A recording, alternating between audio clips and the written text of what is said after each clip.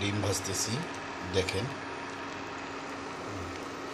এখানে উপকরণ আছে পেঁয়াজ, কাঁচামরিচ, ধনিয়া পাতা এবং একটু মশলা দিছি।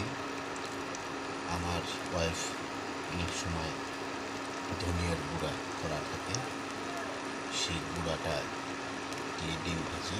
আজকে আমিও সেই ধনিয়া গুঁড়া দিয়েছি। দেখেন ডিমটা অনেক সেরকম হচ্ছে কালারটা, অথবা আপনাদের ভালো লাগতে পারে।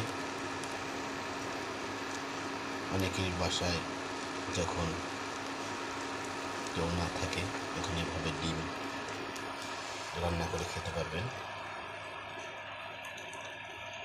যদি ভিডিওটি ভালো লাগে পেজটিকে ফলো করবেন।